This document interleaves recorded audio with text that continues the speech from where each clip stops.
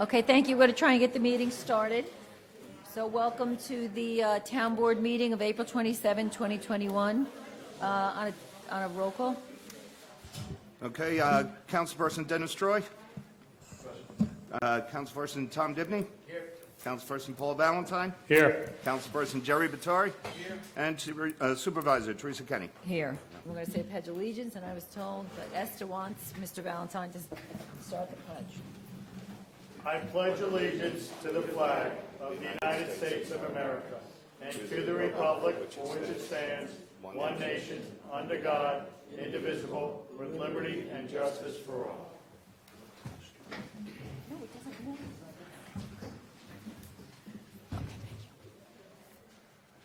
Okay, thank you, everyone. You will notice that we've removed our masks, just so everyone knows we are all, this side is all fully vaccinated, almost fully vaccinated. But it's been a long time. So we have a couple of announcements. First, we have, is Jim Dean here? We want to acknowledge him. He was a recipient of the 2021 Distinguished Service to Public Works Award for the American Public Works Association. This is regarded as the highest honor that the National APWA can bestow on a member in recognition of acknowledged service and preeminence in the field of public works. So we're going to give, Jim, you want to say something?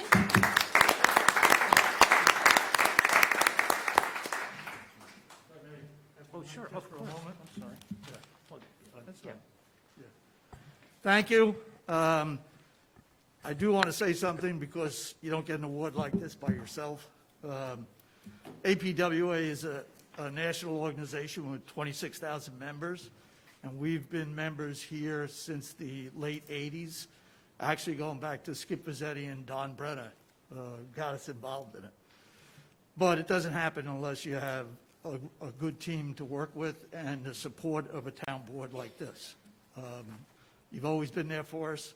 That gave us an opportunity to do this. In 3 weeks, we're going to, again, I think for the 12th time, host the APWA equipment show for the Hudson Valley. So those are the kind of things that gave me a leg up, and being around longer than anybody else helped. So thank you very much. You're welcome. Jim, before you leave, you may want to just, we're just mentioning the informational, it's the third item I'm skipping, but the informational meeting for the commuter parking lot down in Spark Hill. So I don't know if there's anything you want to say about it. I can just announce it. Yes. Okay. That's a week from Wednesday, May 5th. Yeah, at 6 It's going to be in the parking lot as long as the weather is good. That's going to be, started around 2007. I think we're finally to the point where we're going to do some construction. It's going to be funded by, through the county transportation department with state and federal money, and on property that the American Legion has donated, or leasing it to the town, which will take the commuters out of the center of Spark Hill and allow us to do some different things down there. We're going to have room for 48 cars, and I think it's about a $1.4 million project. So we're going to have that public hearing, get input, and hopefully within a short time then be out to bid. The design has been done in-house by our Department of DEME, and we're working on this a long time. So far, the town right now has probably $150,000 invested in this, in different surveys and documentation that we had to supply to get to the point to get this grant. So, any other questions? No, yes, I think we have a good crowd for, I think there's people here from Spark Hill, so that they may have an interest. Hopefully it's going to be a night like this, and we'll get to There you enjoy the go. field down there, too. Okay, so May 5th at 6 p.m. in the parking lot of the Palisades Spark Hill Baseball League across the American Legion. Thank you. Yes. Thanks, Jim. And just a reminder that this weekend we're having the shredding event in Orangetown Town Hall from 8 to 11:30. They'll also be accepting non-perishable foods or donation for people to people. No businesses and a limit of 3 boxes. The next thing, we have a presentation, and I am very pleased to be presenting a certificate to Caroline Dubas. And Caroline goes to the, yes, she participated in the Holy Angels Model United Nations team, and they're rising to the top of the Ivy League competitions. She took the best delegate, first place honors, went to Carolina Pearl River. She represented New Zealand on the Social, Humanitarian, and Cultural Committee, and she received a gavel in recognition of her achievement. You didn't bring your gavel tonight, did you? No? Okay. So anyway, on behalf of the town board, we want to issue with this. It's very impressive, and I'm sure we're going to see great things from Caroline from now on. So I'm just going to present you with the certificate, and I will put my mask back on.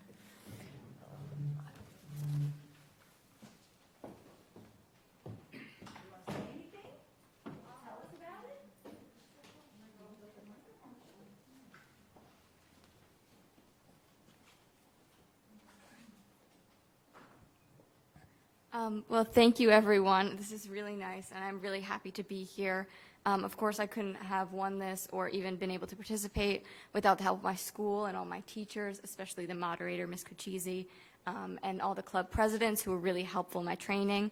And, of course, the support of my family and my town and my public school was really helpful as well. So thank you so much for this award presentation. I really appreciate it.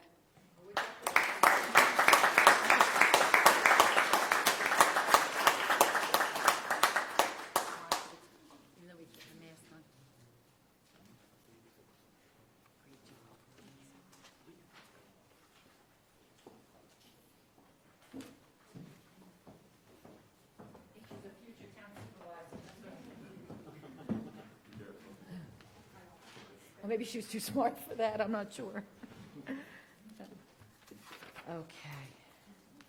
Okay, so just, I guess you just hand it out. Carmel, you want to just, we're going to do, are we up to that thing? Yeah, the update on the Orangetown filming. I mean, were you planning on speaking, or you just want me to read it?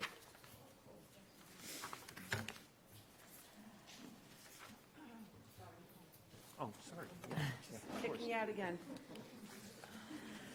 Good evening, Supervisor Kenny, members of the Town Board, and members of the public.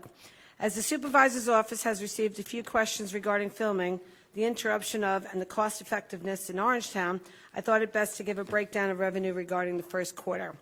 Through March 31st, we've issued 55 permits. Our film revenue has been $156,825, and the police revenue has been $132,431.25.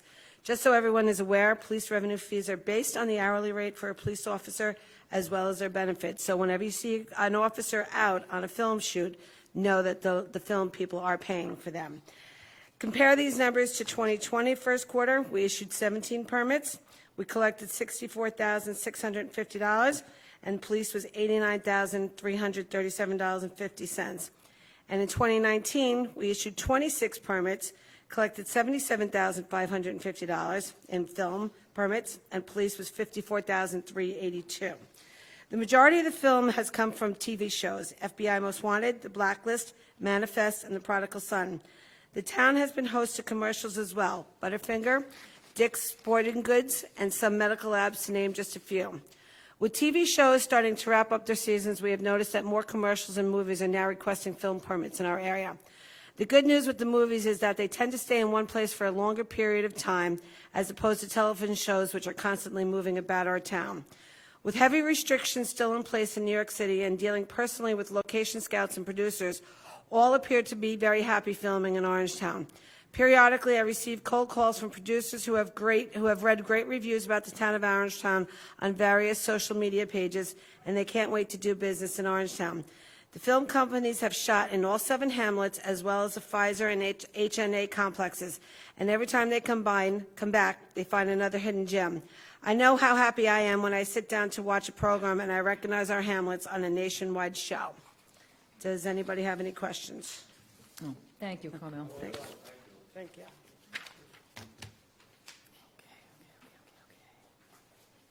Okay, next we have the presentation on the Spark Hill CS Overlay District. So you can step up and start when you're ready. Good evening, everyone. Thank you first to Supervisor Kenny and the Orangetown Town Board for the opportunity to present this proposal tonight. This is Simon Bergson, the owner and developer of the property. My name is Walter Orell, and I'm the architect along with Margaret Garcia here. We view this first public meeting as an opportunity to enter into a dialogue and process with the Orangetown elected officials, the public, and other stakeholders. The preservation of Spark Hill's small-town charm and character is understandably important to its residents, and as Orangetown residents ourselves, this goal is also very important to us. The proposal, which we are calling the Spark Hill Muse, is a mixed-use, net-zero, residential and commercial development proposed for the former Chase Bank property in the Spark Hill hamlet. The photo on the screen here is, as I guess everyone recognizes, the main street of Spark Hill from Depot Square. There's the post office and the Bauer Insurance Agency, the building on the corner, which has the new cafe. And this is the Chase Bank, which is part of the site that we're talking about. It's the Chase Bank and the parking lot next to it. In this, well, yes, so basically that's it. That's our site right here.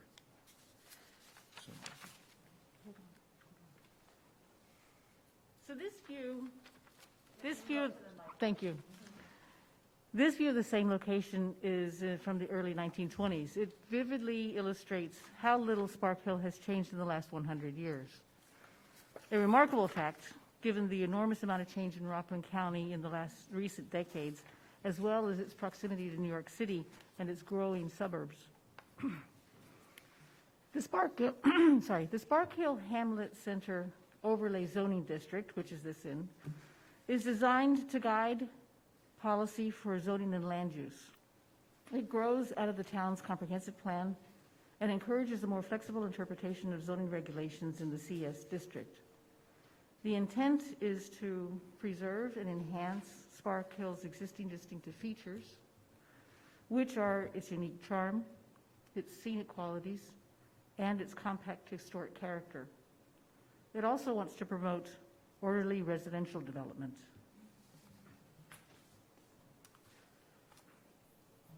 With these goals that Margaret just articulated, with these goals in mind, we have looked to the traditional muse, which we have on the screen here. It's a traditional muse, for the organizing form of the project. A muse has small-scale residential buildings on either side of a pedestrian and vehicular private street. Note the plantings, the balconies, and the paving patterns in this example because we're going to refer to them later. In our proposal, apartments are sited along a private residential muse or driveway that connects Main Street with Paulding Place.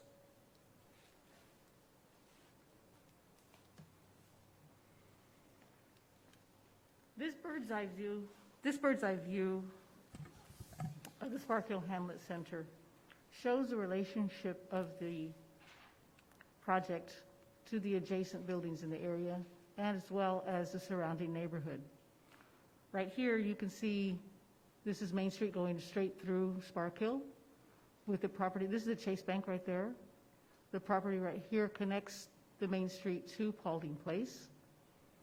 Also, the two commercial spaces overlook the open area of the Depot Square Memorial Park.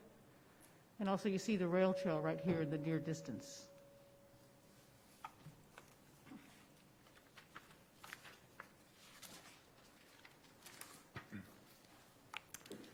These early sketches from our proposal show views from Main Street on the left and Paulding Place on the right. This archway is really the entrance to the residential units. The bank building is on the left of the archway, and a new building which we're proposing with commercial space below and an apartment above is on the right. The road, or the Muse driveway, it curves around, as you can see on the right, because the way the roadway goes from Main Street to Paulding Place, it has a bend in it like that. And this also illustrates in this early form the balconies and the planting that we're anticipating introducing as the project develops. Also, it doesn't really show in this stage, but as the previous photo of the Muse has, we're talking about paving patterns and different paving materials. We're not thinking at this point that we want to reduce the amount of asphalt, so the paving will be thought out very carefully.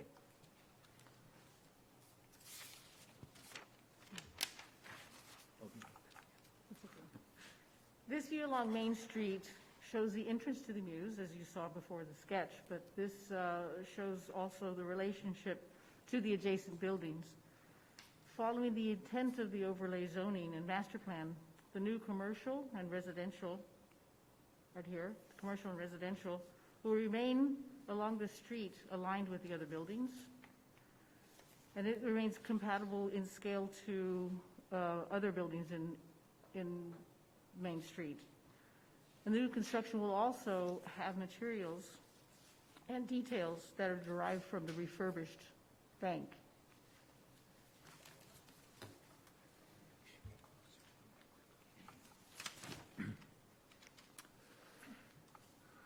This is a ground floor plan that shows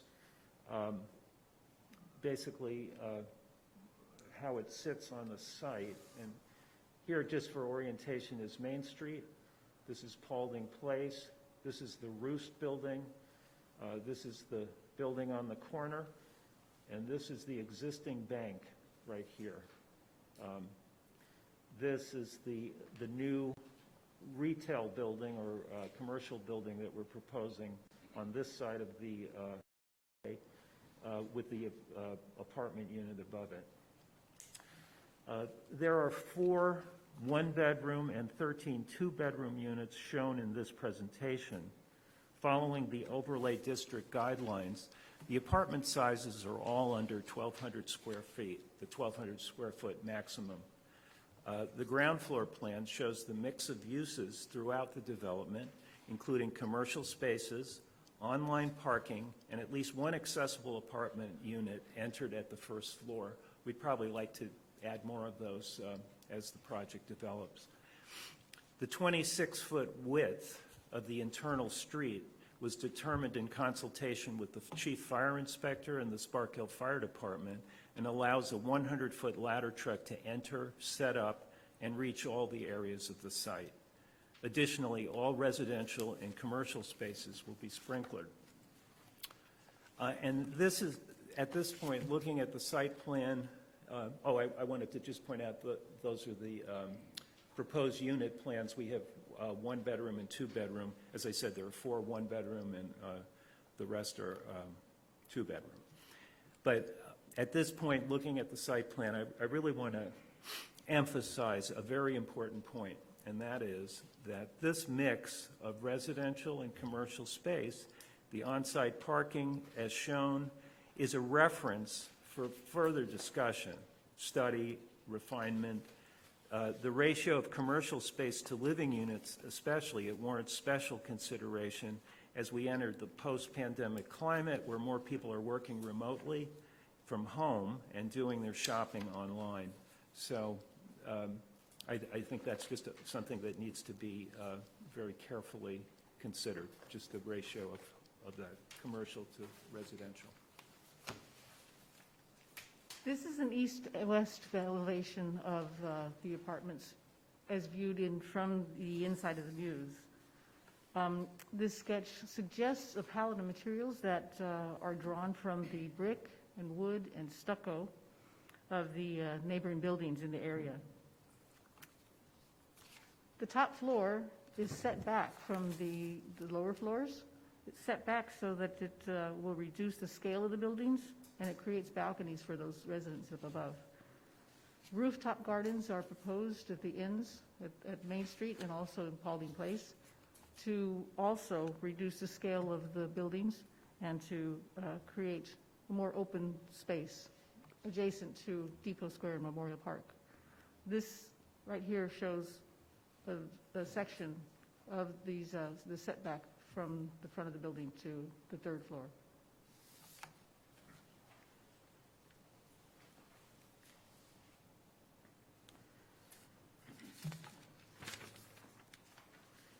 This is a view, actually, it's the opposite view that Margaret just showed of the south elevation. This view looks towards the new building's facade, south facade, and faces the existing residences to the south. We are proposing planted facades and windows with obscure glass to preserve both the Muse residents and the existing neighbors' privacy. These are some examples of existing vertical gardens, so we have something like this in mind that we'd like to introduce on this side. And this roof plan shows the solar panel arrays on the roof. Also, we show 3 roof gardens at the ends of the buildings. And these are examples of what the roof gardens could look like. Now, we want to emphasize that this development will use state-of-the-art construction components, super insulation, solar and geothermal heating and cooling systems, and other strategies to meet net zero consumption. That is, the development will produce more energy than it consumes. Oops, sorry. And finally, we close this presentation tonight with the photo that was shown at the beginning of the presentation. It's taken from Depot Square with the addition of the Spark Hill Muse development integrated into the current Spark Hill streetscape. So this is where the building is, and this is basically how it relates to the rest of the Main Street buildings. So with that, we thank you for your attention, and we'd be happy to take questions. I just want to clarify. The back units, are they going to be over commercial space?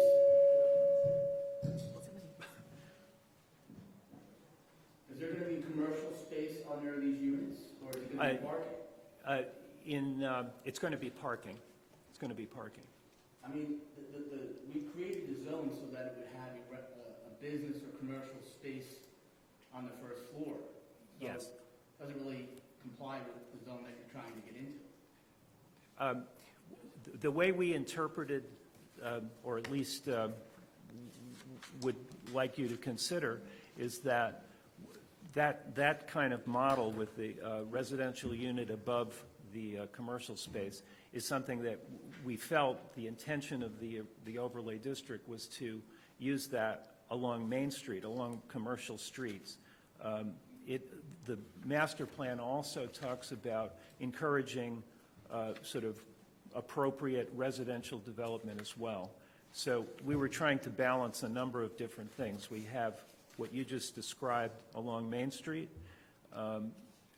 We're a little, we would be concerned about introducing commercial space under every single unit as it goes deeply into the site. It's sort of this is kind of a special condition, I would suggest. I mean, the zone, which I was here when we created it, clearly states you have to have a commercial or business use on the first floor.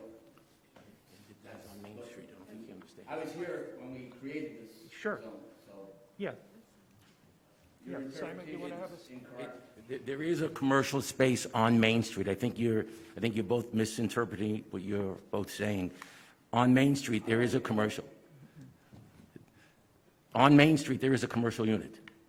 But the zone requires commercial units underneath every residential unit. It's clear. Well, we'd like to explore that with you. Put it out there. Yeah, sure.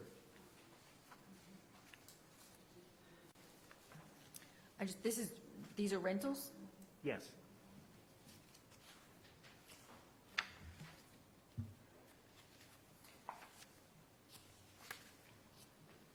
Do we know what the square footage of the 1 and 2 bedrooms will be? Well, They vary across the site, but go ahead, Margaret. Many of the two-bedrooms are close to about 1,000 square feet, a little bit more, a little bit less, depending on their location.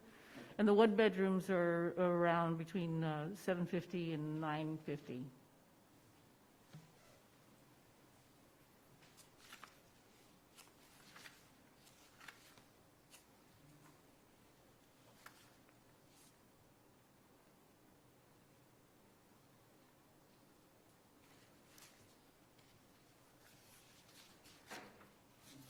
Dennis?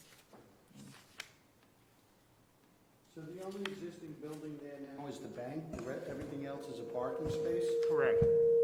Yes.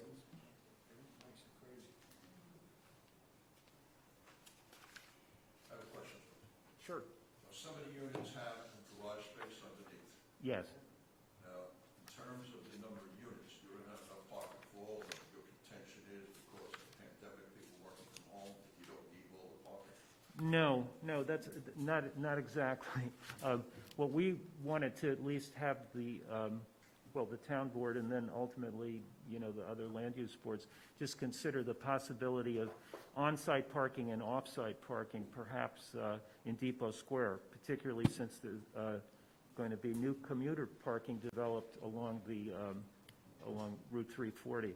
At this point, I just want to emphasize, in order to sort of explore how this type of development could be created on this particular site, we're sort of creating some assumptions about how it could be done, but we're not really saying that we're proposing exactly this combination of things. I think it's going to require a lot of input from you and from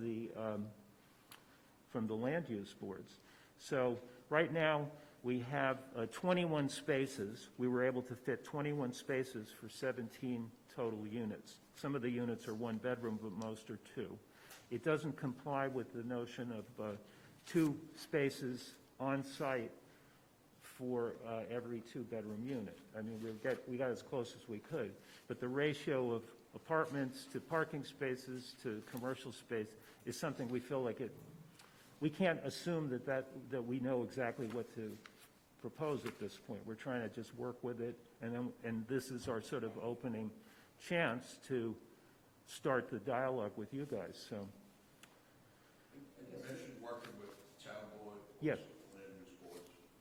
and the public. And the public. No, absolutely. No, I did mention them in my first statement, but absolutely. Because, I mean, the whole point is to have this be something that everybody welcomes and likes, and, absolutely, that is of paramount importance to us. Does the parking, or have you guys considered how many parking spots you're going to need for the commercial? Because the 21 spots are just for the residential, or is that for the residential and commercial?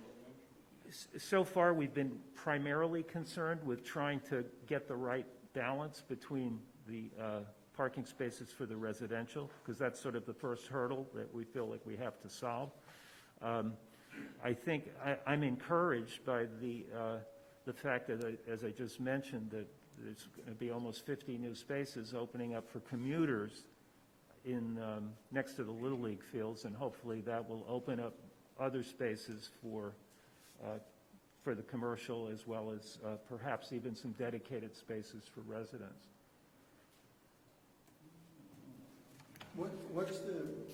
There's a big residential building on the back corner, behind the new building proposed on Main Street, over here. Could we just advance So that's a, to the plan?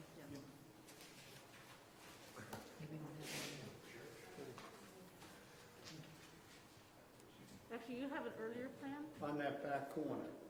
Yeah, you actually have an earlier plan. The residence we're proposing is right there, And Yeah, what is over the garages. and over the garage, over the garages where the residence is. Right here, we changed the plan so that that parking would be available off of Paulding Place.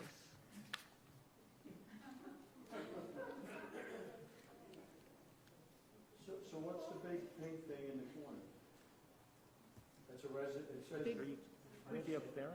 Which big thing? This? This one? Keep going down, right there. That's a residence. That's a residence. That's actually the one that, at least at this stage, we're calling the accessible unit because it would be, you'd enter it from the ground floor or from the street level. So that's one unit? Yes, that's one Yes. unit. Yes. What's the square footage on this total lot project? On the land, you mean? Yeah. We have that. How many units are we trying to get in on this piece of property, and what's the square footage for the project? Hold on. The square footage for the property. Yeah. Is, You know, I think we sent you a sheet that described everything, the zoning. Do you have that? It shows a schematic plan, and then it has the, I don't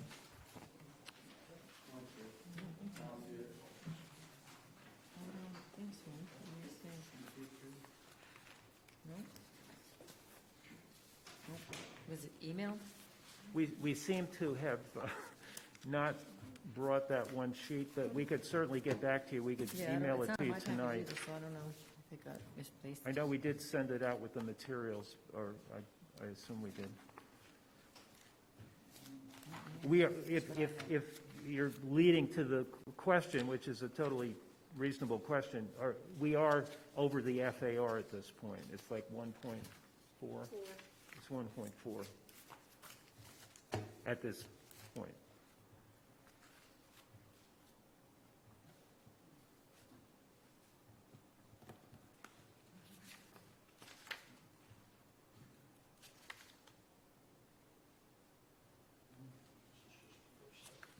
Yeah, no, absolutely. Okay. Okay, Jerry, anybody? Okay. No more questions, and we can? No. Thank you. Thank you. Thank you. Thank you. We'll follow up with any questions, and if Great. you can find whatever you sent, I'll pass it on. Okay, thanks a lot. Okay, so we're just going to quickly go through, we have a pretty short agenda, so we'll just workshop it real quick. The first item we have is, this was actually from the last town board meeting, the referral to the planning, informal referral to the planning board, and, requesting the $3,500 to be held, so Rob wanted to have it memorialized in a resolution. I thought we voted on it last week, 2 weeks ago. Number 4 is setting the public hearing. This is actually to make something that the Traffic Advisory Board did temporarily make it permanent. That's the intersection at the top of Orangetown Road and Old Middletown Road. Number 5 is to appoint Roberto Urban, who is here tonight. When we get there, we can, to our position of Human Resources Coordinator. He actually started yesterday, so it's a nice addition to the town. 6, award bids to Morano Brothers for the North Middletown Road Pedestrian Link Project. We are finally, this is the North Middletown Road project that we've been waiting for forever. Anyway, 7 is awarded bid to the Industrial Service Uniform Contract, pursuant to Jim Dean's recommendation. 8 is Parks and Rec approved the agreement for Noble Ninth, for the picnic grounds, for the summer day camp. We should all hope to be so lucky. Number 9 is authorized 3 speed tables on Livingston Street, which has been the subject of a lot of complaints. So hopefully this will tell us what we need to do to remedy some of it. And that's it. We have a pretty light agenda. So with that, we can, someone make a motion to go into the public portion? Moved. Tom moved. I think Dennis seconded. All in favor? Aye. Okay. So I'm going to try to read these names. Their first person on the list is Dennis Witten from Spark Hill. Just a reminder up here, that's fine. It's 3 minutes. I'm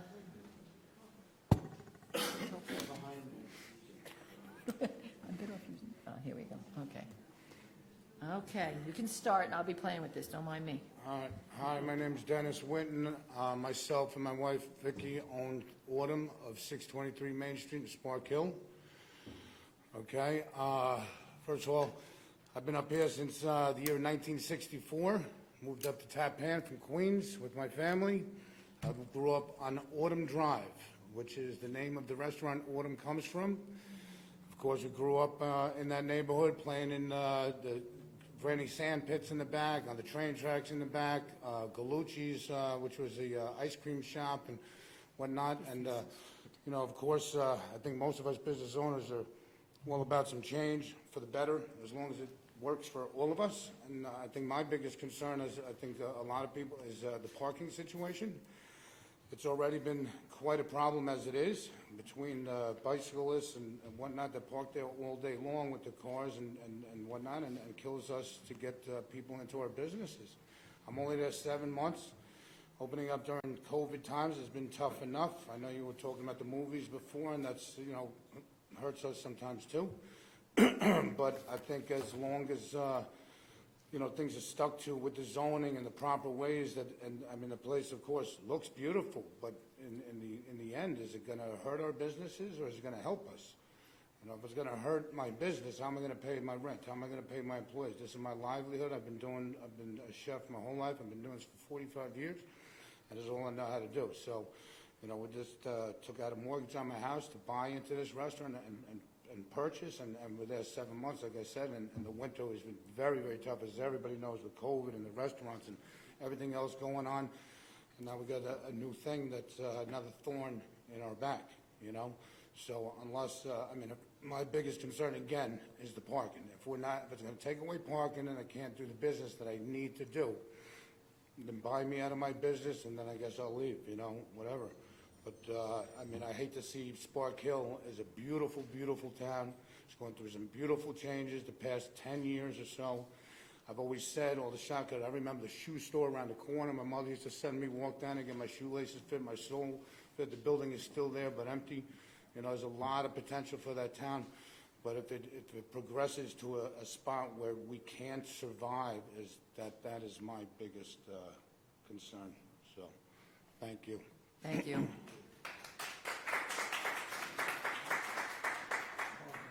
Okay, next one is Rose. Thank you. Thank you. My story is similar to Dennis. I grew up here. I've been in Tappan, Spark Hill area, well over 50 years. I've seen the changes, and I grew up on Fleet Street, and I actually built my house on Austin Avenue. I use Spark Hill every day. I use that bank every day, that post office every day. And I'm also a hairdresser in Maureen's hair studio right around the corner. My concern is, every day, there is no parking. Since COVID, when we were on lockdown, the rail trail was being used, which is a great addition to Spark Hill. People come from all over, New York and New Jersey, from Brooklyn, from Queens, all over to use that trail, and it's an asset to our community. As the taco truck came, Dennis's restaurant, the Roost moved around the corner, we have seen a lot of people from outside the area that do give business to our area. Our main concern is we don't have parking. People beat us to the rail trail. People, even the commuters now that they're starting to go back to work, there's no parking. When we have clients call up and say, we can't come, there's no spots available, it's hurting us. We're trying to get back on our feet after COVID, and it's making it really difficult.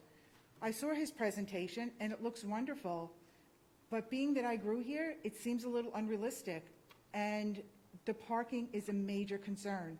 And when you can't get to your post office to pick up your mail, it's another concern. It's, you know, I'm not against it. He wants to build something that's wonderful, but not at the expense of the people that live here and that are vested in this community. You know, you got to listen to us too, because we live here every day. And I'm just asking to think about us before we move forward. That's it. Thank you. Thank you. I figured it out. Yeah. After you have already spoke, if you wouldn't mind going out, the microphone's not out there, but there's people out there who may want to come in, and we're trying to keep the limits in the number of people, so. Okay, next we have Teresa Marsico.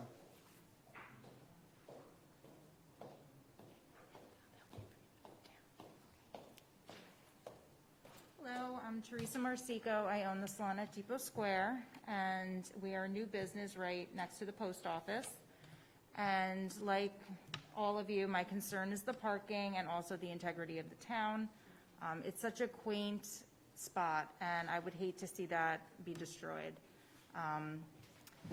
And you know, the post office, I see there's so many people that go in and out every day, and I guess my concern is that now when people can't get spots to go in, everybody's just gonna be lining up, like, you know, like parking and running in right in front of the salon and the restaurants.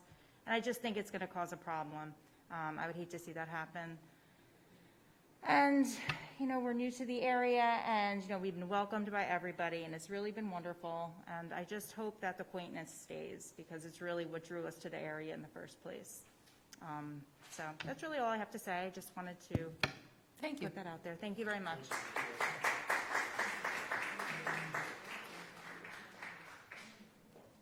Next, I'm sorry, I don't know if it's Paulie or Paula. Heitman, yes, thank you. Hi, everybody. I am Paula Heitman, and I grew up in Piermont. And then my mom, who's here with me tonight, Marilyn Heitman, after I left, they moved to Florida. We lost my dad a couple years ago. I said, Mom, where do you want to move? She said, I want to come back up. I want to be back up near you.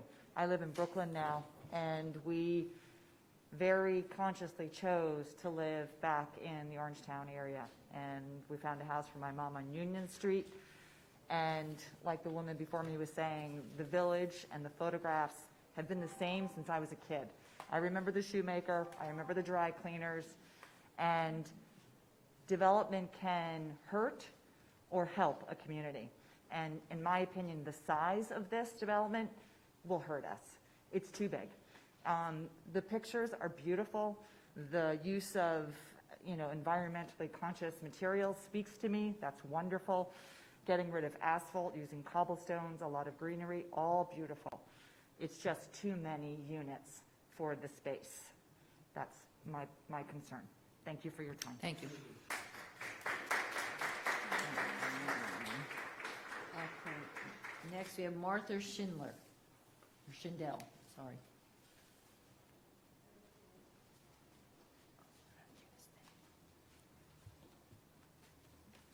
Hi, good evening. As you said, my name's Martha Schindel, and this summer will be my 30th year as a homeowner on Paulding Place, which is the road that they're concerning and coming onto. It runs in the back. Now, from William Street to the Bank Line property, currently it's a gravel road. There are 3 houses located in RG zoning on the gravel section of the road, 2 of which have been there since 1929. Now, Paulding Place is an undedicated paper road, which means it's not serviced by the town of Orangetown. It's not wide enough because it doesn't meet minimum requirements, it's not graded, and it doesn't have storm drains, and it's not fully blacktopped. Myself and my 2 neighbors, who are here, and I'm speaking of the other one, maintain this gravel portion of the road. This includes raking it, filling in the ruts, purchasing gravel and distributing the gravel, as well as snow removal.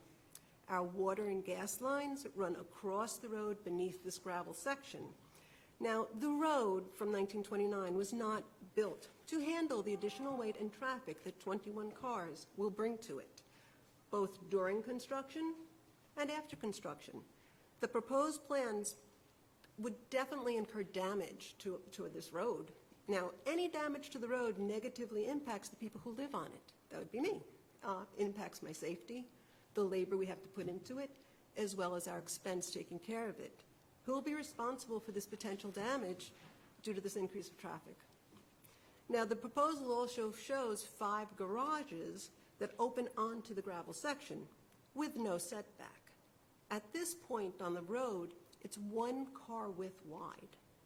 Are you accessing these garages without having proper turning radius? Are there plans to widen Paulding Place at this point? And if so, where are those plans?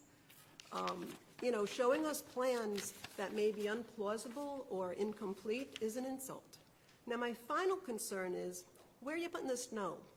Now, me and myself and my neighbors, we hand shoveled the graveled road. And I know there's no place to put it without making it a lot thinner. I've had companies say to me, we're not coming with a plow, we can't plow your road because there's no place to put the gravel. There's no empty space. And the lack of open space on the proposed plan doesn't even allow a corner to shovel snow upon. Now, zoning laws are put into place to protect the rights of the already existing property owners. These plans do not comply with the existing laws, and from what's presented here, they surely don't take into consideration the impact they'll have on the residents of Paulding Place. Has there even been a traffic analysis to see what traffic increase would do to a gravel road that's not maintained by the town? I'm all for proper development. I love Spark Hill. I raised my family here. I want to stay. I'm retired. And I'm hoping that these concerns are respected by the board. Thank you. Thank you.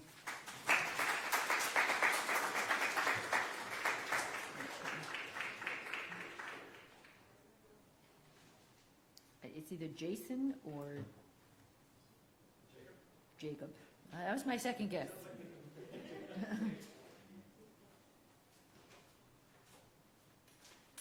Hi, good evening. I'm Jacob Tenenbaum. I live on Livingston Street. Just to throw a little variety into the night, I'd like to talk about Agenda Item 9, which are the speed tables on Livingston Street. First off, thanks all for considering this proposal. I've lived on Livingston Street for going on 20 years now, which seems like yesterday. In any case, the development in Northville has been nothing short of extreme. We have so many more stores than when I moved into that neighborhood. And it's created a traffic situation on our road, which is used as a cut-through, that is making life very, very precarious for many of us. We had a neighbor who was struck by a passing vehicle, just, thank goodness, on his arm. He wasn't hurt, but the warning signs are there. We have pedestrians going down to work in Northville who use the bus stops up on Oak Tree Road. And as they're walking down, especially during winter when there's snow, it's become a very dangerous situation. We've had pets struck, and a passing deer was killed the other day. So thank you for considering this relief. It's been a long road, and we appreciate your efforts to help us. Thank you. Okay.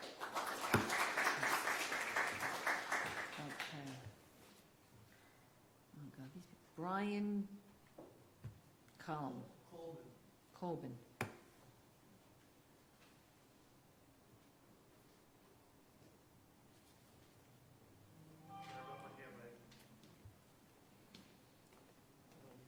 So I'm here about construction of my street. So I'm in Pearl River on Mountain View Avenue.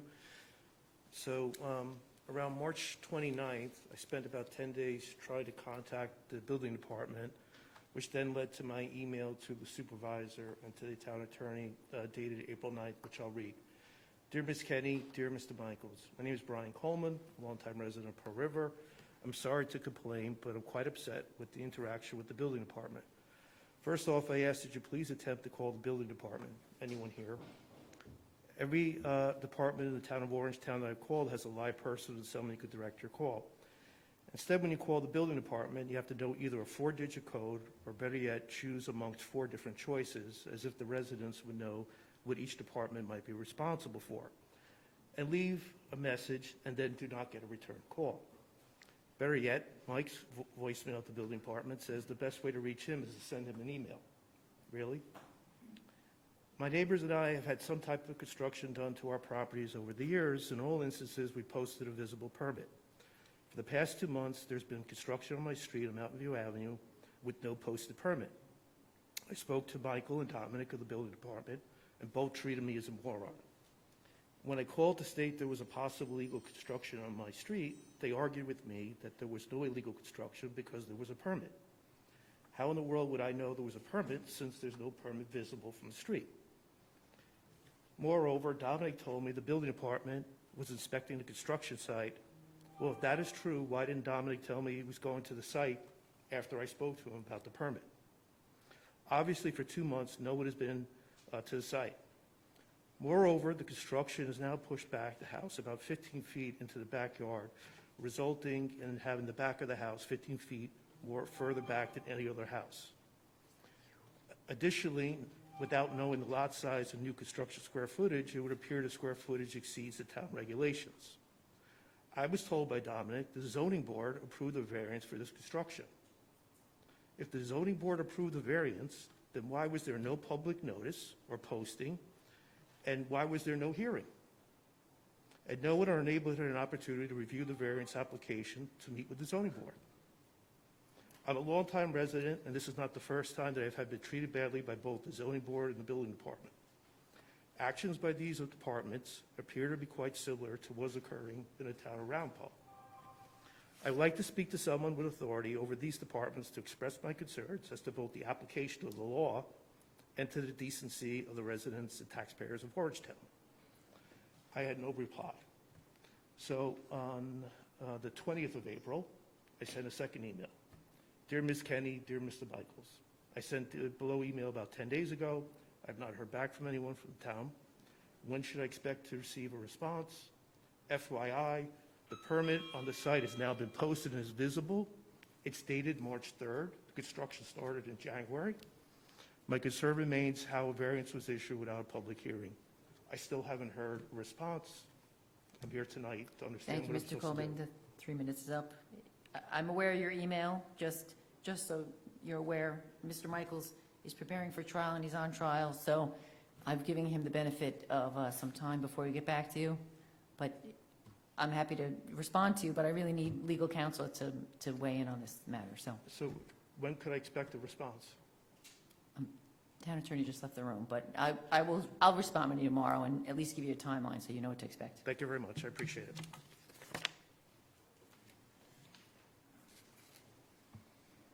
Catherine Award. Catherine? Catherine from Spark Hill, speaking about Spark Hill? No? It's not. Oh, okay. Okay, is there anybody who is here that would like to speak that hasn't had an opportunity to speak? Come on up.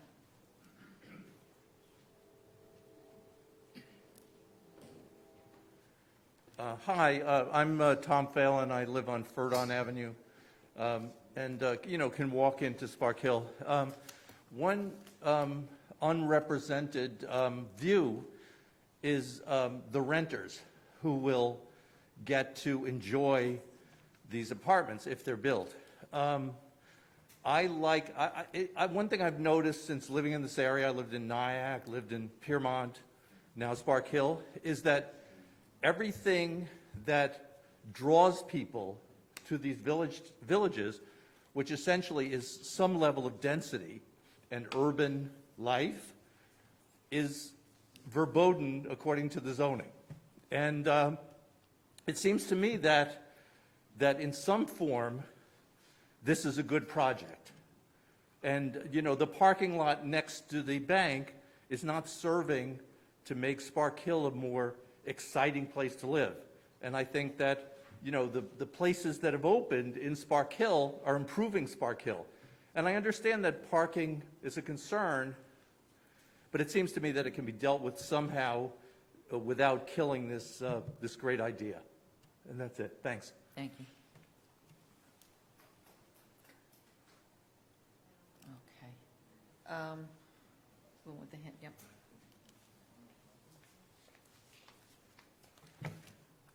Hi, my name is Vanessa Lappins from Coupons Hamlet of Orangetown, and I live in Blauvelt. So for starters, I'm speaking about Spark Hill.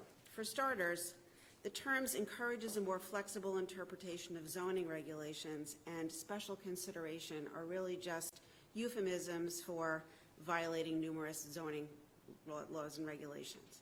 Those laws were put in for a reason, and the overlay zone is quite specific, and the density is simply insane.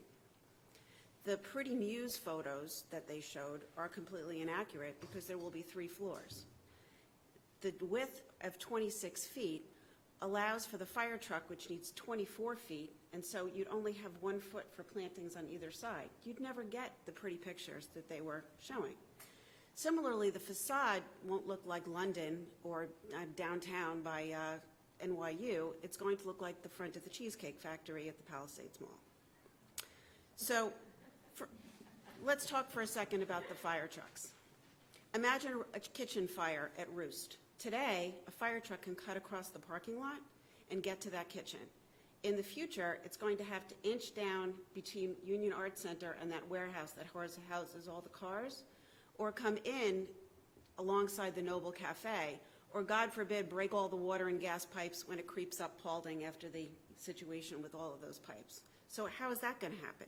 And all the angles are going to be complete 90-degree turns for any vehicle, any emergency vehicle trying to get in there.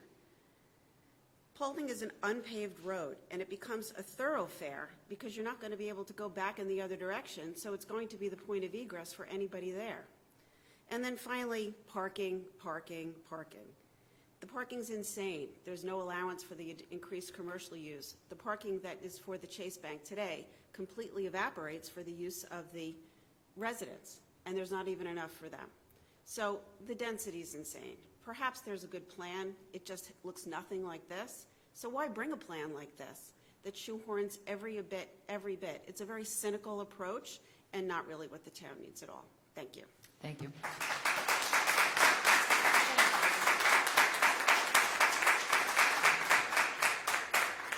Okay, anybody else?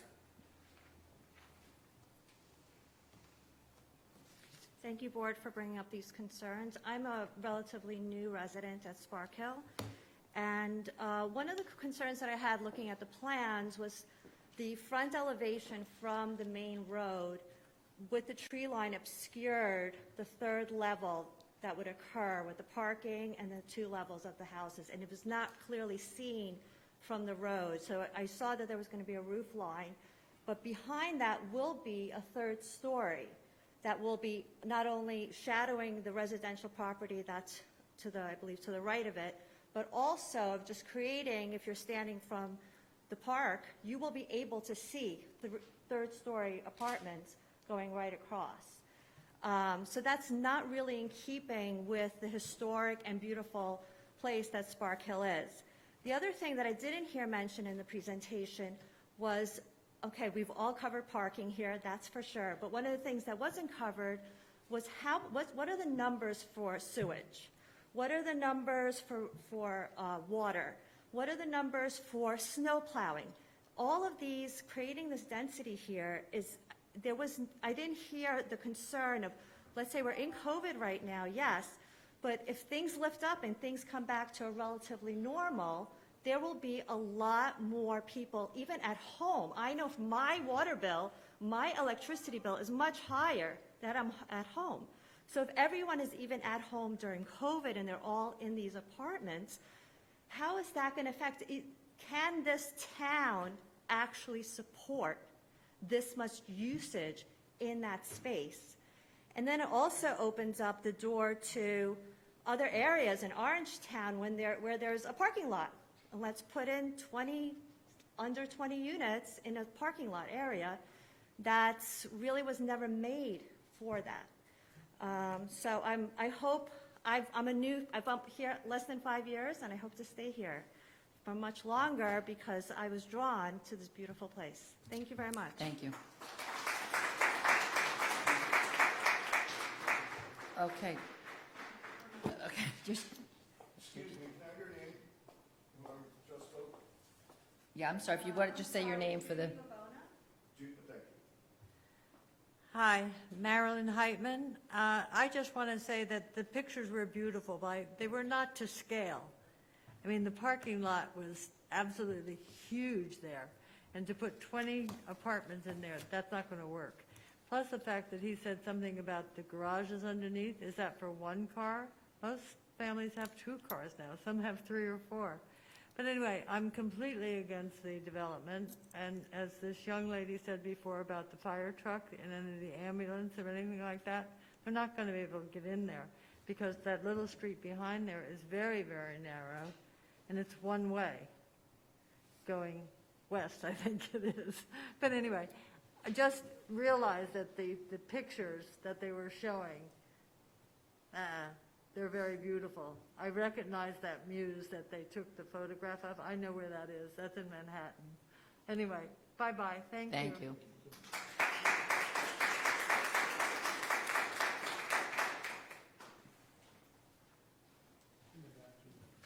Yeah, they're all. There's a couple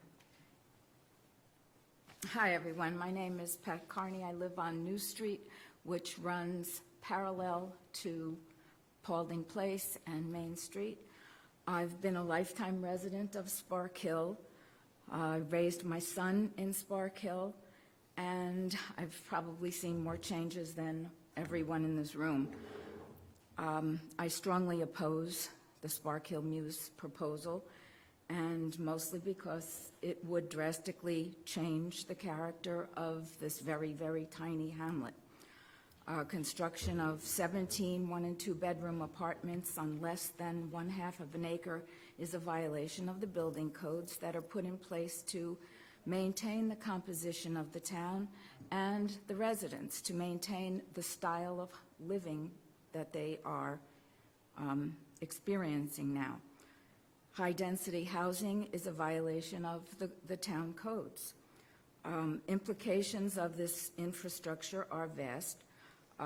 One major concern that almost everyone has mentioned already is parking. 17 apartments providing parking for just one would not be sufficient because almost everyone has at least 2 cars because we have very limited public transportation. The parking does not take into account the guests of the residents of the apartments or the patrons of the additional commercial properties. Nearby streets, such as New Street, would become parking lots, and all of our services would be impacted by that as well. A recent person mentioned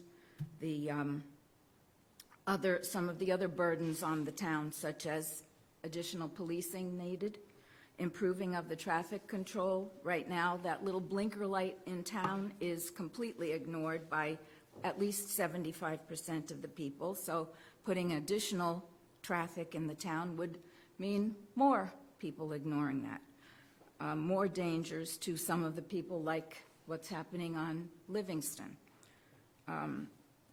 The firefighting equipment would probably need to be changed and updated too in order to get through that very narrow parking walkway. We'd need additional schooling for the children who would be living there, additional utilities such as sewer and water, garbage service. As someone just mentioned, garbage trucks driving on Paulding Place over the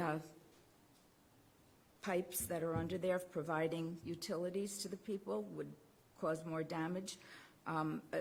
Other environmental disturbances, such as flooding due to the disruption of the water table, increased noise and air pollution.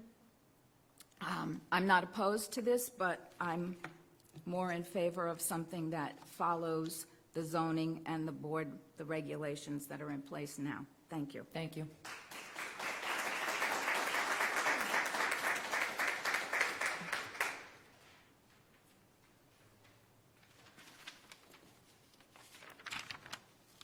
Hi, my name is Nick Turner. I live just next to the Chase parking lot, which wasn't really shown in any of the images here. In one of the conveniently not shown in one of the twin Victorians, the one closest to the proposed project. Anyhow, I'm reading today on behalf of Simon Basner, the owner of 2 Union Street. To the town of Orangetown Town Board and all interested parties, from Simon Basner, owner of 2 Union Street in Spark Hill, the Union Arts Center, now the home of Kevin Riley and Maria Santini's Roost Restaurant. The evolution of Spark Hill is underway and is something of vital importance to the community. We recognize and support continuing and mindful development and look to the board for its assistance in the restraint of the overdevelopment of these high-density projects. Spark Hill is coming into a new era with the recognition of its unique location, its history, and its small hamlet charm. We very much seek the board's help in maintaining these attributes while respecting thoughtful neighborhood development. Sincerely, Simon Basner, Maria Santini, Kevin Riley, and Nick Turner at 635 Main Street. Thank you. Thanks.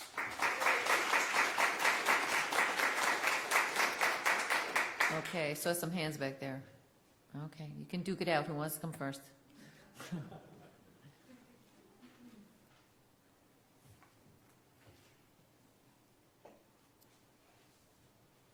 Good evening. My name is Zasha. I'm also a resident of Spark Hill. I live on 14 Herring. That's right off Kings Highway by the rail trail. I've been in Spark Hill for 10 years. I really like the small little town. It has a lot of charm, but honestly, for years, there was really not much going on. And now with the Chase Bank closed, it has me concerned because a lot of times we see these things happen, and these buildings and these spaces stay stagnant. I'm happy to hear from all the business owners and the residents of Spark Hill, but I'm happy to live there. I'm happy with the growth that we've seen over the last couple of years as businesses coming in, being able to thrive during this last year especially. It's really been something amazing. I love walking to the taco truck with my daughter. I love walking to Noble. I'd love to see the momentum keep going in the town. And so I hope we can take all the concerns into consideration, but not shut it down completely, and open up to the idea of welcoming something new. Thank you. Thank you. Okay. Yes.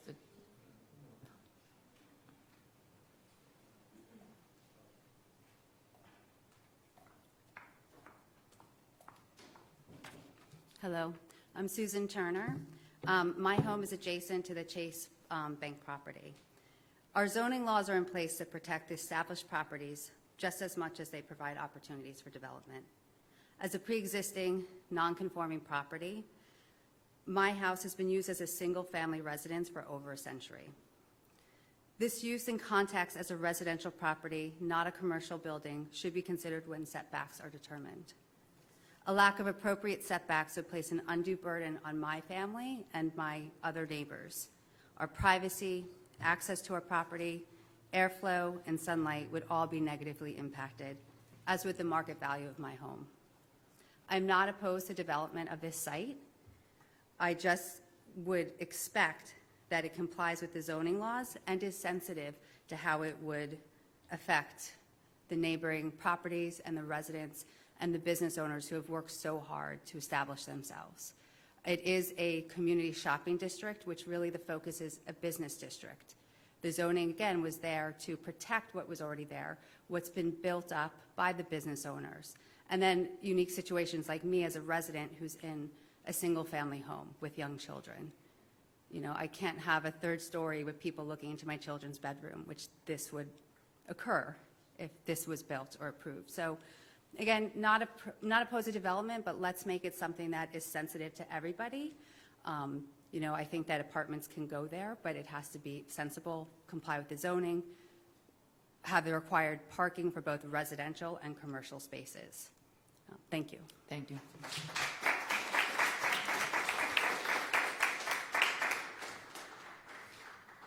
The gentleman back here. Yep, there you go.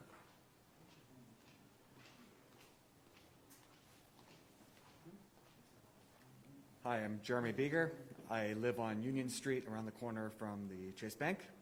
I've lived here for about a decade. By profession, I own a software business, and I more or less support the development if it actually is built like some of the images we saw. One of my concerns is that Spark Hill folklore is that what gets sold in meetings like this and what gets built are not the same. And so I have a big concern that that happens, that some of the great things that you've shown don't actually wind up getting built. And I do have concerns about the parking too, but I assume that that is solvable. It might make the project less attractive with more parking and less units or digging more. But that is also, parking is a very big concern, and I feel like it needs to be solved. But otherwise, in terms of what it can bring to Spark Hill, I think it could be quite great. And so I support it. Thank you. Oh, back corner over here.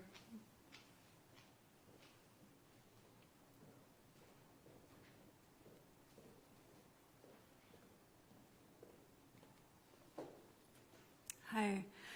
So I'm going to reiterate, but I just want to add our voices because... I'm sorry, could we just get your name for the record? Yeah, Jen McCallum. I live on 10 Union. I've been there for 10 years. I love Spark Hill. I'm there with my partner and my daughter. And I absolutely love the enlivening that's happening there for the business owners as well as the residents. But I think that there really needs to be a commitment, to support the integrity of what's been being built and the people who have invested so much energy and time to create things that I think reflect a really unique energy in Spark Hill. The traffic is huge, and I heard somebody talking about the film revenue. My partner is a camera operator in film, and I don't know how everybody here feels about being kind of descended upon by the film industry, but I love that it brings revenue and it brings energy, and that wouldn't continue to happen, things like that, if Spark Hill was giving over the depot area for parking, as well as just along New Street on Union. We get the overflow for the restaurants. There's really no more spaces. And I know people keep telling you that, but there truly isn't. There's no room. And one of the reasons that there's, I think, a zoning to protect this commercial space underneath the living is because we have such a small business area.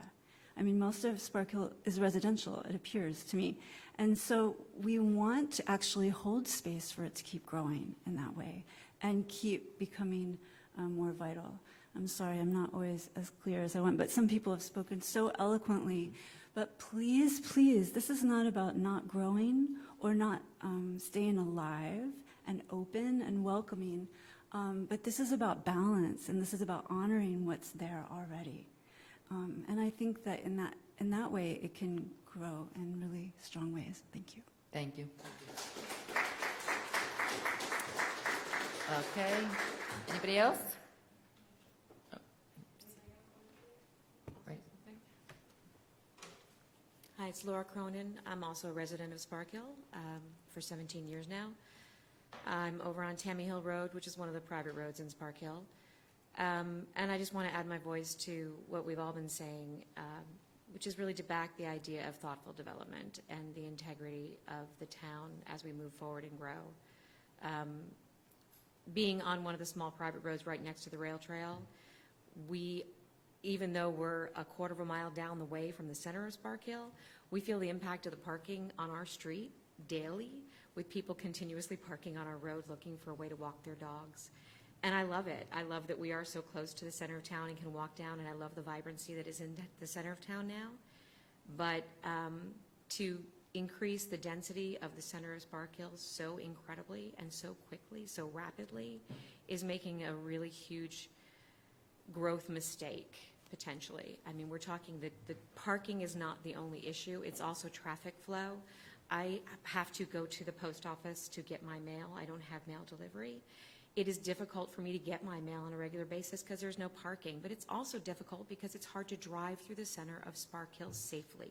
It is often difficult to drive through the center of Spark Hill safely because there's a lot of pedestrians, which I love. I don't want to see that increase so vastly because we suddenly have 17 new apartments in the center of our town. That's a huge growth factor that I don't think has been accounted for. And I think when you look at that increase in density in such a small acreage, I think you're asking for accidents to happen. You're asking for school children to get hurt. You're asking for bikers to get hit. We have a huge biking population that moves right through there, and I like having them there with the Noble Cafe and the taco truck. But you're asking for a vast increase in traffic at a time that hasn't really been looked at carefully, and we're losing a lot of character when we're just starting to grow. We're talking about an adolescent town right now, and you're trying to push it forward a little too quickly, I think a little too hastily. without consideration. I think we just need to slow it down a little bit and look for a better solution. This is just too much too fast. Thank you.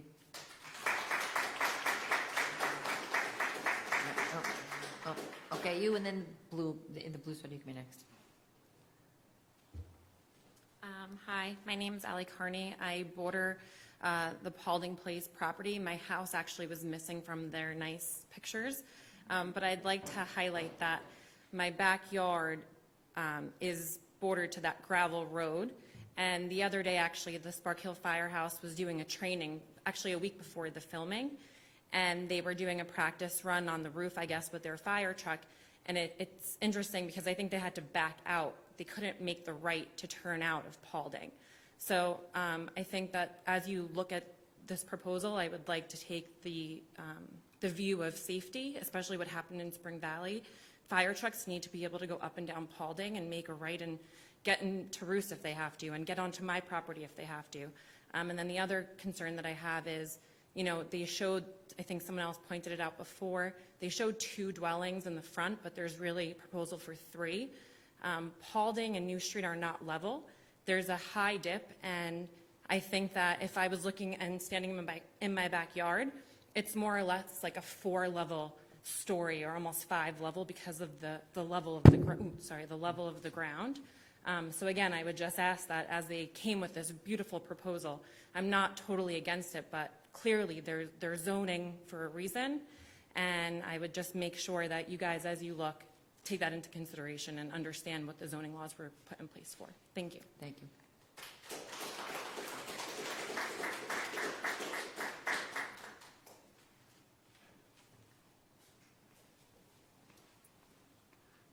Hi, my name is Eve Millard, and I live in Tappan, close to Spark Hill.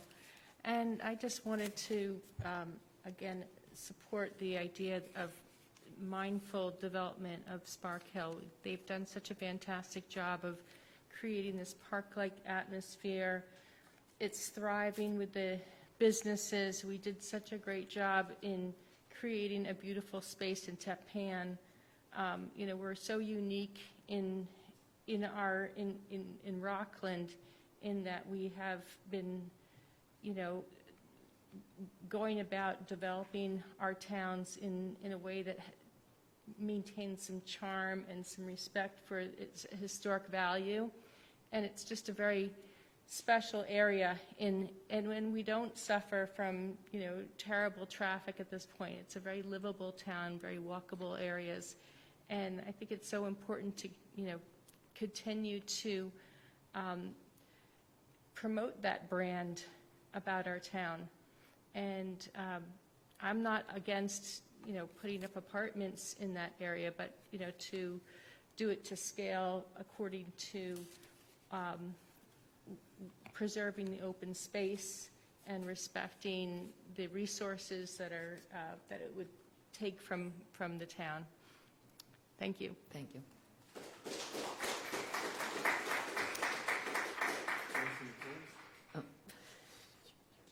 Anybody else want to speak? Okay. Motion to close. You have a motion to close. Somebody raised their hand? Okay, come on up. Did you speak already? No. She raised her. My name is Deborah Kinnery, and I live on Spark Hill Avenue, just up the hill from this project. And I own one of the oldest houses in the area, and I'm also own a wooded area that I, you know, pay dearly to preserve. And my concern is, it hasn't really been mentioned tonight, but just the environmental factors on, like, Spark Hill is a watershed right into the river right there. And I'm just wondering if there's, like, been tests and stuff run about what's going to happen when there's, at the very least, you know, 17 more cars and, like, everything else that's going to go on there to the environment in that area. That's it. Thank you.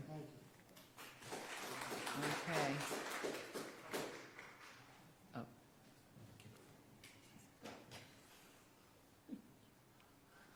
I promise not to embarrass my husband wherever he may be hiding.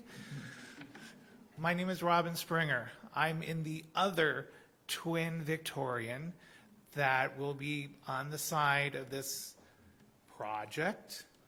My husband and I think all of us want that American dream, want that beautiful dream where we have that white picket fence, and we work so hard to get it. And we came here for that innocence of Spark Hill.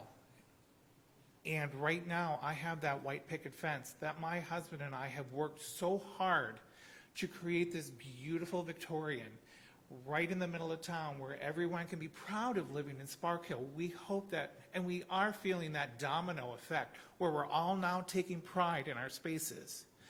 I am so worried that our dream will be destroyed by this high-density monstrosity that is happening right beside us. And I hope you all consider what everyone who lives there has worked so hard to just create this little sense of heaven. So please take that in consideration. I appreciate it. Thank you. Okay. Okay, seeing no hands, I have a motion closed by Tom Tiffany. Second. All in favor? Aye. Okay. So I just, before everyone, I just want to make it so people are aware, this is a conceptual plan. There's no petition pending. There's nothing formally put before the town board yet. So when you start asking about questions about traffic and drainage, none of that would come if it came so much further down the road. But so it's just really a conceptual plan that was submitted, really basically so the developer, potential developer, could hear and take into consideration or not, and not do the project. But so it was really to give him information and the town board information. So on that note, we're going to take a 5-minute break, and then we'll just finish our agenda. Go ahead. I think the developer wasted all our time tonight.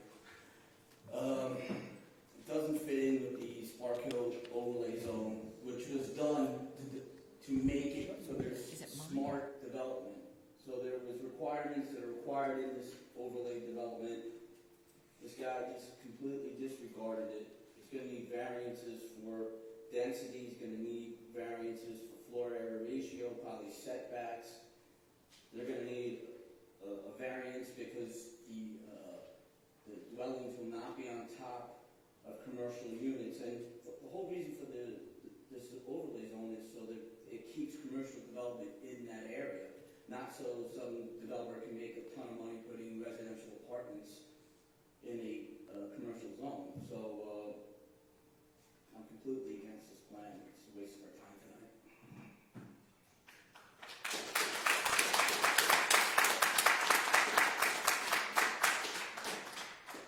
Since the pandemic started last year, we have had virtual meetings.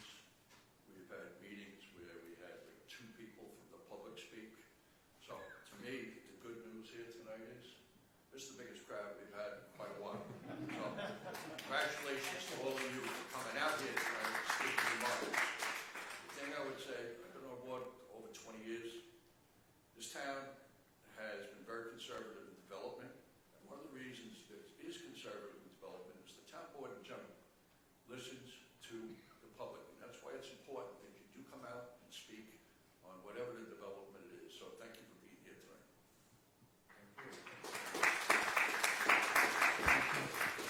Okay, we're going to move, you want to give a 2-minute break?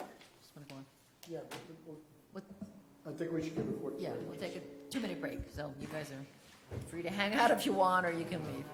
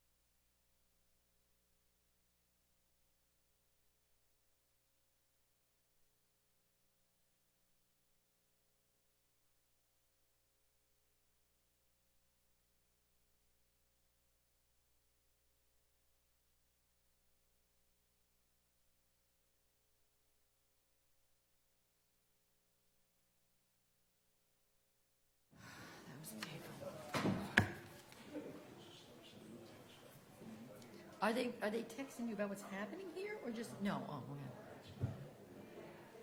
Don't say they.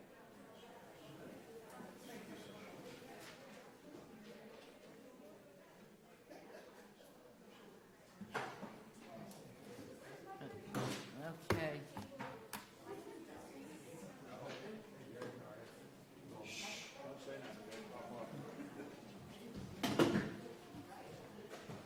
Okay, so first item, this is the referrals to the planning board. This is what we discussed at the last meeting, and the $3,500 for the consultant to be held in escrow. So can I get a motion? Okay, Dennis Troy moved, second. Jerry Batari, all in favor? Aye.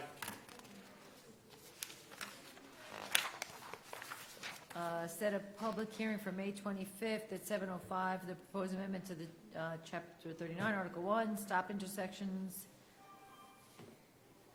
I thought you were going to say something, like, what, he's going to talk about this? I'll second.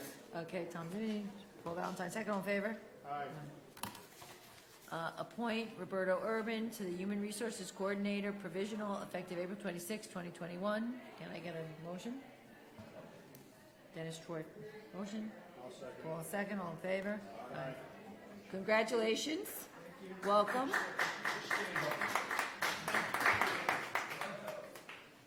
He's going to be a good addition. We already had Amy went in there. Amy came in with a question, and we were like, over to Human Resources.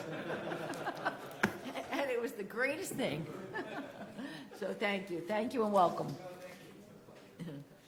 Okay, award bids to the Morano Brothers Corporation for the North Middletown Road Pedestrian Link Project. Motion? Jerry Batari, second. Dennis Troy, all in favor? Aye. I thought you knew that. Award to the bid to the Industrial Service Uniform Contract to American Wear, Inc. Tom Divity move. Second, Paul Valentine, all in favor? Aye. Parks and Rec approved the agreement for the Noble Ninth, use of the Noble Ninth's picnic grounds for the Orangetown Summer Day Camp Program. Move. Jerry Batari, move. Second. Dennis Troy, all in favor? Aye.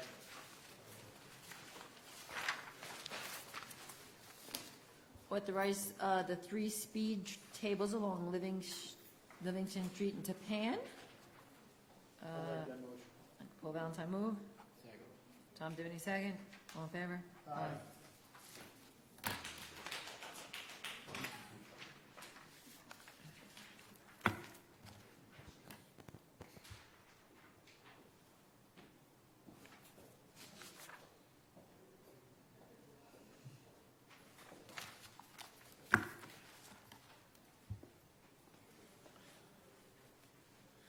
Okay, tonight's audit consists of 3 warrants for a total of $683,000. The first warrant had 2 vouchers for $43,000, and that was for the New York Power Authority for the streetlight project. The second warrant had 2 vouchers for $5,600, and that was for golf cart leases. The third warrant had 133 vouchers for $633,000. Items of interest, number 3, CSEA Employee Benefit Fund, $31,000 for dental benefits. Number 11, Siemens, $21,000 for the energy performance contract. Number 12, the state comptroller, $42,000 for justice fines. Number 14, Tomco Construction, $226,000 for the Homes for Heroes project. That's reimbursable monies. And number 16, U.S. Pitch Care, $131,000 for the Bunker Hill project with bonded money. Any questions on the audit? Any questions? Nope. Nope. Okay. Okay, so what are we doing here? We have to move to accept the audit? Something like that. Okay, who moved it? Paul? I move it. Okay, second, Tom Divany, all in favor? Aye. Okay, so we, I don't know why I have a mental problem with that thing. Okay, we're gonna go into executive session to discuss proposed acquisition, sale, lease of real property when publicly might affect the value. And I'm gonna guess we may be discussing litigation too, I would kind of guess. We're not gonna vote when we come back on anything, so we're gonna be adjourning in memory of Joan Ann Butler, a resident of Pearl River, and John Jack F. O'Connor, a resident of Pearl River, and the father of Orangetown Police Officer Sean O'Connor. You want to talk? Jack O'Connor was a longtime member of the volunteer member of the Housing Authority, which is a thankless task. It's here for Cortland Village. The other thing that Jack did through the years, he was very active member of the Ancient Water Hibernians, also the American Legion in Pearl River. But one of the things he did over his 35-plus years, he ran the senior luncheons at the Hibernian House. He did that for Thanksgiving, and he did it for St. Patrick's. And there were years in the 80s where Hibernians had no money, and we still did it. And Jack was the one who put that together every single year. Got volunteers, ended up soliciting money from the various businesses, whatever. Jack was a very persuasive guy, very dedicated guy, and he's a real loss to the community. And his son, again, is in Orangetown Police. He must have, was he involved with the Board of Elections? Did you do the elections? My mom knew him from the I'm elections. sorry. He and his wife Kathy did the Board of Yeah, Elections. that's where my mom for knew him from. Many, many years, at St. Margaret's. Again, somebody who just was very active in the community, just a very good man. It was just shocked that he passed away. Yeah. He had great hair, too. He did have great hair. He did. His nickname was Whitey Ford. Okay, so can I get a motion to go into executive session? Close. Thank you. Whatever it is. Make that motion. Second. Okay, all in favor? Aye. Aye, okay. We're going to my office, right?